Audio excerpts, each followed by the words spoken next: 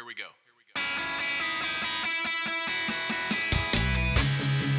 At our church, Jesus is Lord. That single belief calls us together as a community and sends us into our world with hope and purpose. At our church, your past will never define your future. There's always redemption, which means there's always a brighter day. At our church, we don't think we're better than any other church out there. We're just doing our best to become our best. At our church, we want you to believe in God, but we also want you to know that God believes in you. We are not against people who don't attend church anywhere. Instead, we pursue them with love, the very same love that's pursuing us. At our church, we're learning to serve God with all our hearts, and we're learning to worship Him with all our lives. And if you're looking for the perfect church, we're not it. At our church, we will make mistakes, but we will choose to grow from them. At our church, we're part of a global community that's knit together by the resurrection of Jesus. And by the way, at our church, we believe that really happened too. At our church, we will engage with people who are in real need because we are the hands and the feet of Christ. And finally, we need you to hear this loud and clear. At our church, it's not really our church at all. It's His. And we live and move and breathe in His church for His glory and His fame, not ours. So here's the invitation. You're invited to jump in with your whole heart at your own pace and to experience the life that awaits you in Christ. Friends, this is going to be good. Welcome to our church. A blessed and happy Sunday, everyone. I would like to welcome our new viewers this morning. So with those who have been worshiping with us for the past 2 Sundays, welcome po. We would like also to greet those who are celebrating their birthdays this month of April. Your Bethel AG family gives you the best wishes. Stay strong and remain in the shelter of God. For updates, prayer requests, and testimonies, just open our links, Bag Prayer Room, or at this link, Bethel AG, Tantangan. Once again, let's make our home a place of worship, a simbahan, or a simbahay. And as we move home, let us pray.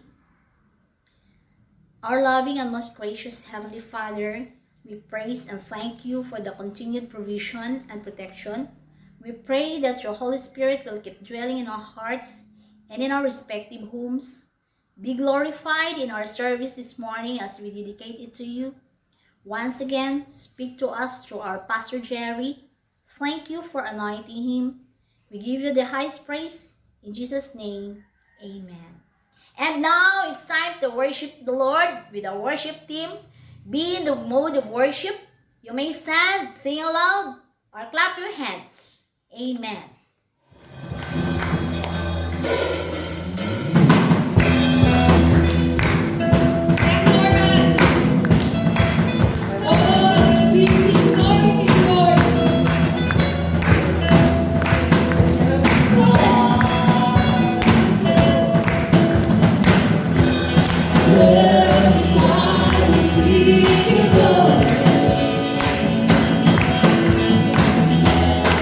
Every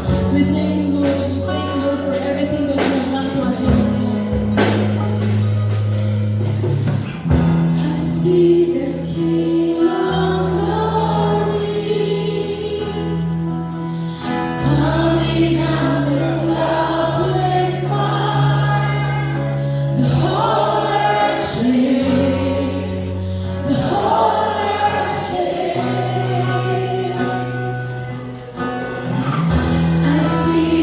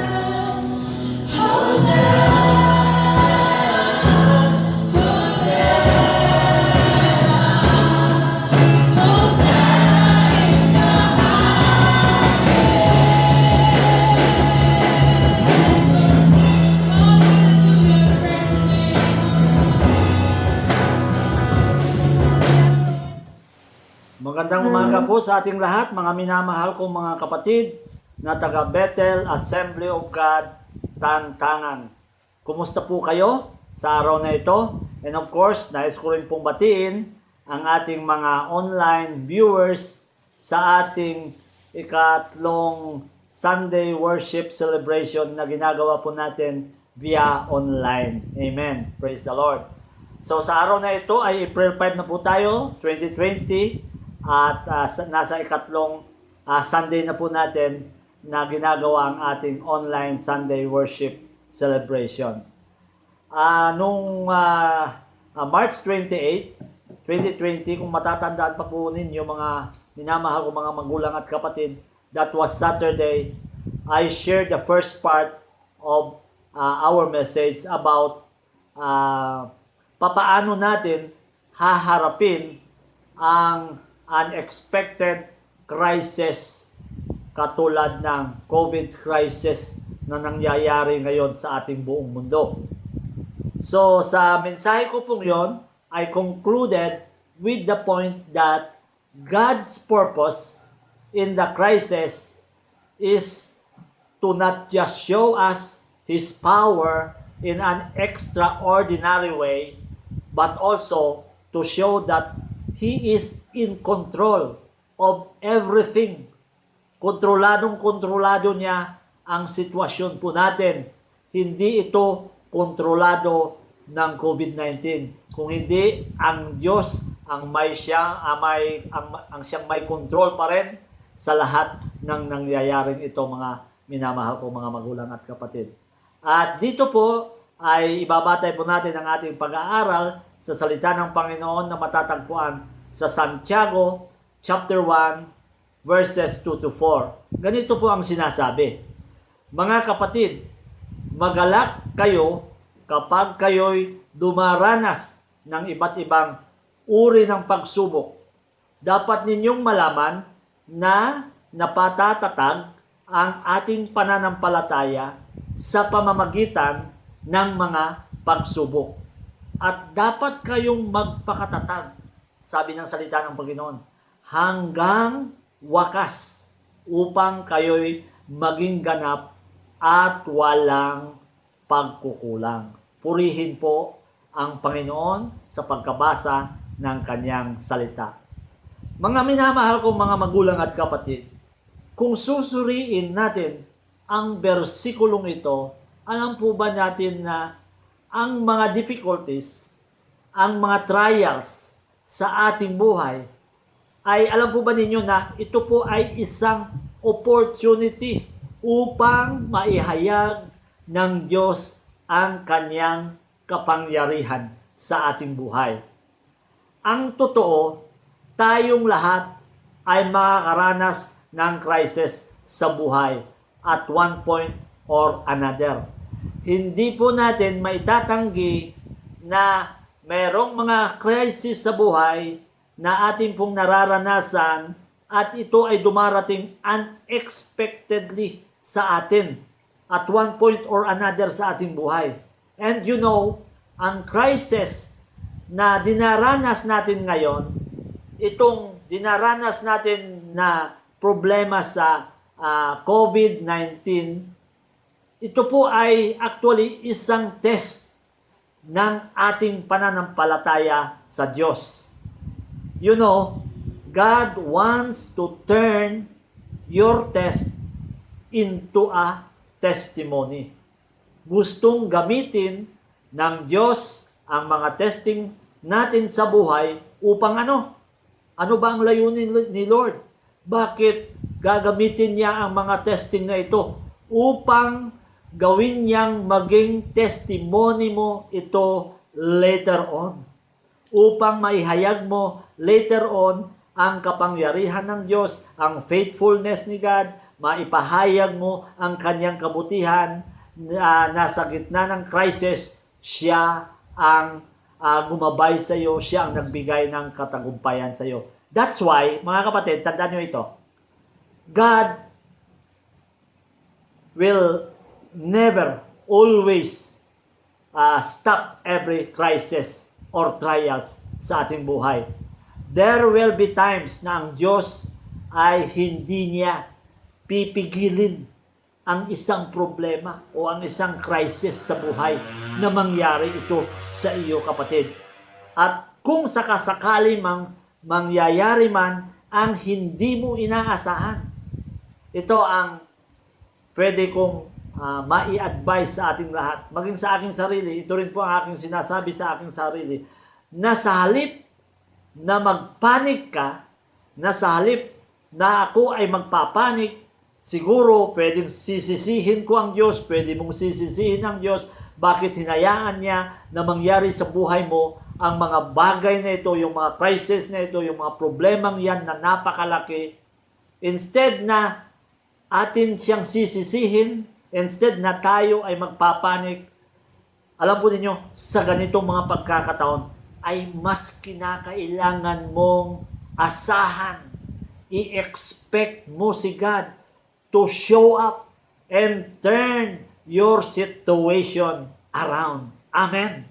Yan po ang dapat natin gawin, mga minamahal kong mga magulang at kapatid, na kinakailangan na asahan mo ang Diyos, i-expect mo siya na siya ay magpapahayag ng kanyang perfect will sa iyo, and nothing is too hard for our God to change your situation.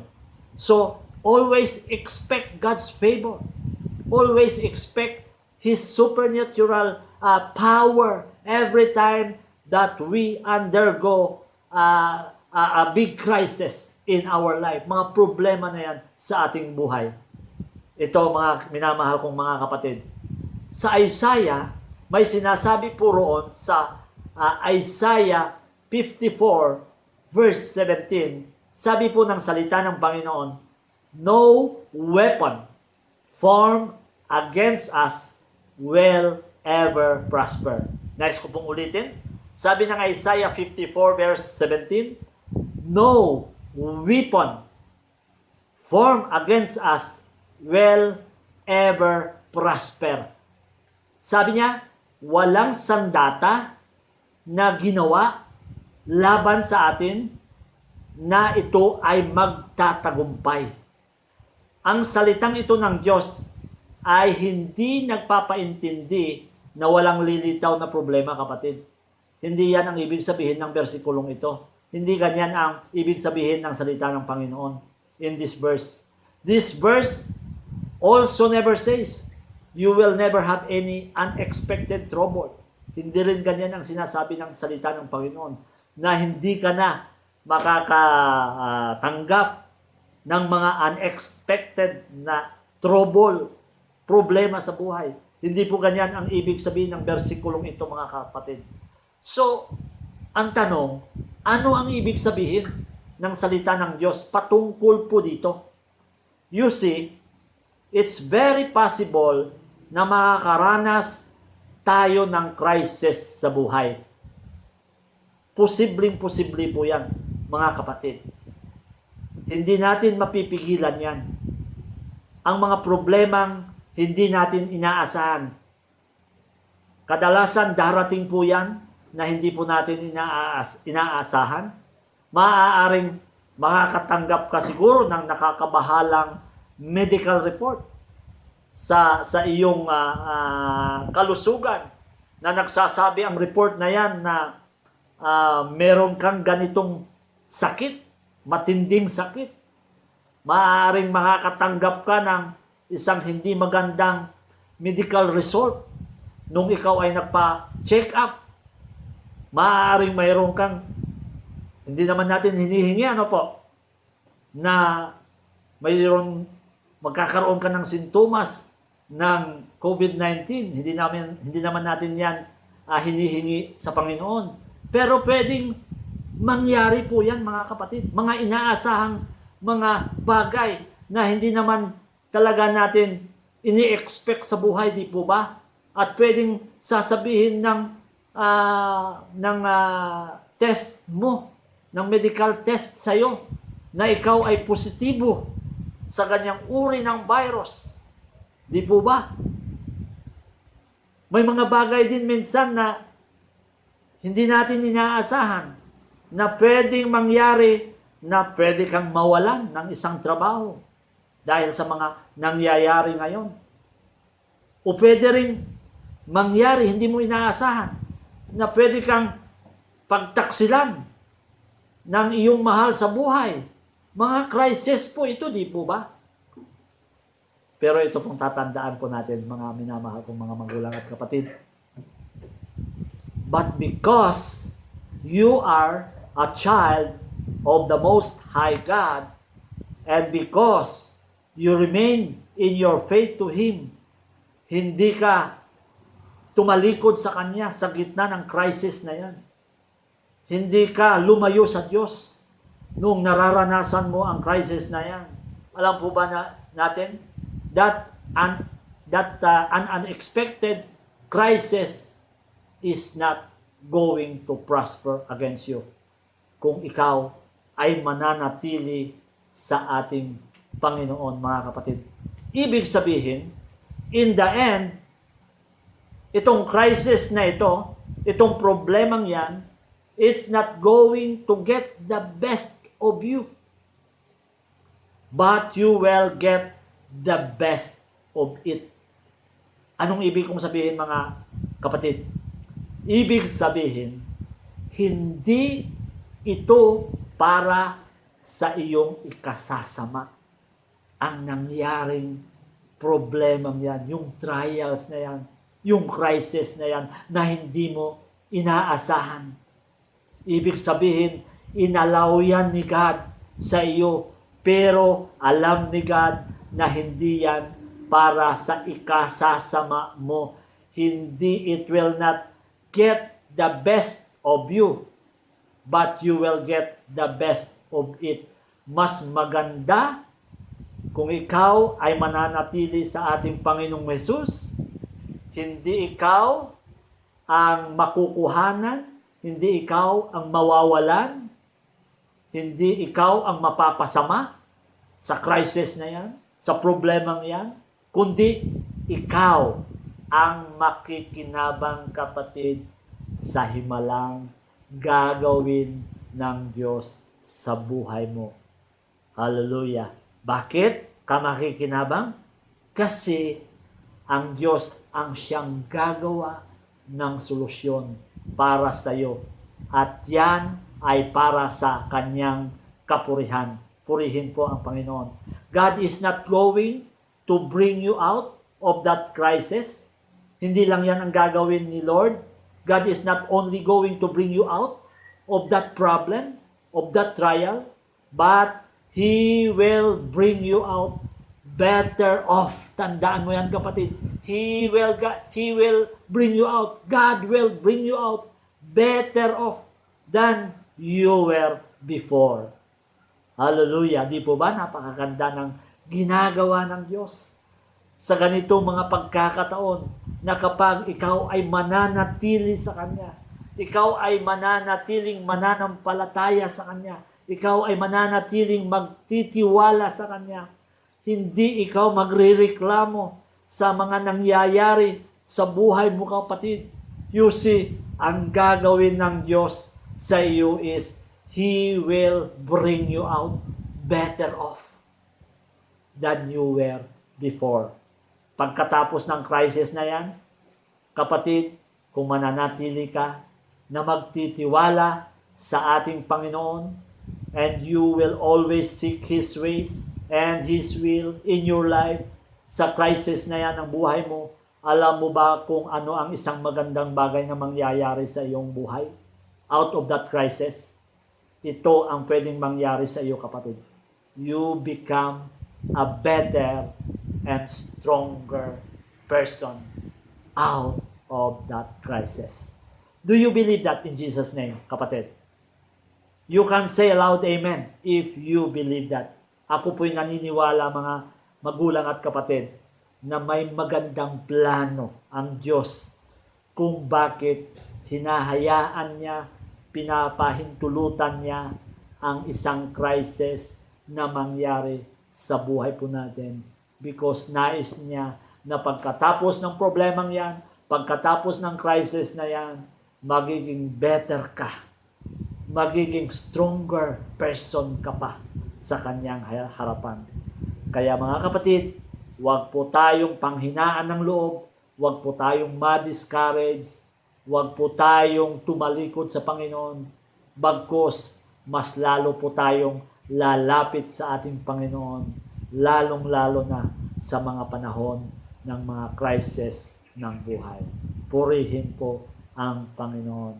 Nawa sa maikling mensaheng ito ay napalakas po ang ating pananampalataya, mga minamahal kong mga magulang at kapatid, at nawa ay patuloy po tayong pagpapalain ng Panginoon. Tayo po'y sandaling manalangin. Panginoon, salamat o Diyos sa oras na ito, sa kapahayagan po ng iyong salita, O God. Thank you, Lord God, na ikaw ang nangusap sa amin sa umagang ito, O Lord God. At nawa, Panginoon, ay patuloy, O Diyos, na mapatatatag kami, Panginoon, ang aming pananampalataya sa iyo, ang aming pagtitiwala sa iyo, Lord God, sa gitna ng mga problema, mga trials o mga crisis na nangyayari sa aming buhay, Lord God, sa aming mundo, sa aming bansa, sa aming bayan, O Lord God. Lord, we believe that you will carry us through this crisis and you will bring us out to become a better and more stronger person, O God. Kaya Lord, salamat Panginoon sa umagang ito, sa kapahayagan ng iyong salita. Lord God, i-bless mo po kami sa buong linggong ito, O Diyos, at nawa ay patuloy na ingatan mo po kami sa virus na ito. Thank you so much, Lord, sa pag-iingat mo. Thank you for blessing us. Thank you for your protection and for your provision. In Jesus' name, ang lahat ay magsabi ng Amen and Amen. Magandang umaga pong muli mga kapatid, at nawa ay patuloy po tayong pagpapalain ng ating Panginoon sa buong linggong ito. God bless us all. Amen.